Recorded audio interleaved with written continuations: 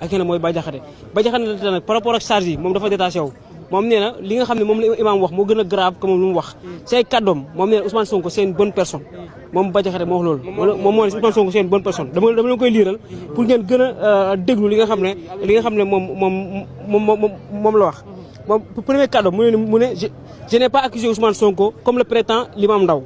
moom mooy réponse bu gën a catégorique ba ci kanam après moom nga xam ne mooy imam Ndao moom mu ne on m'a dit qu'il y a des insultes. dafa bëgg a wax ne imam Ndao li mu wax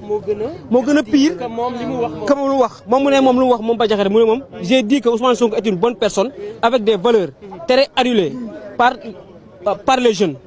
À ces cadres mu ne compte tenu de tout ça et de tout ce qu'il raconte on a l'impression que le PASTEF est favorable à l'homosexualité mu ne moom loolu la wax moom dane moom le PASTEF est favorable à l'homosexualité mais nee na waxul ne Ousmane Sonko moom moo nekk li nga xam ne moom mooy liggéey ñu ni mel si ay kàddoom moom Bah Diakhaté si kanam muy poursuivre mu ne et donc je demande à Ousmane Sonko de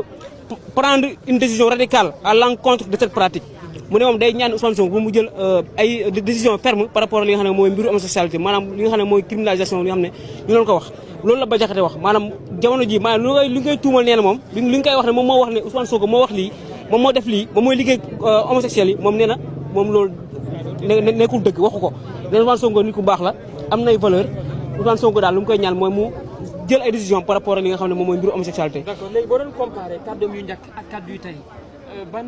analyse wala sax ban jàngat nga ci mën a def. xam nga Rebeuss neexul man def naa ko dafa tàng jër jamono jii nii loolu peut-être am na lu tax mu changé ay kàddoom mais nag par rapport ak kàddu yi nga xam ne ñuy wax dañuy ñëw rek par rapport sur les faits bi ñu wax en tant que li nga xam ne moom dañuy analyser wala en tant que chroniqueur maanaam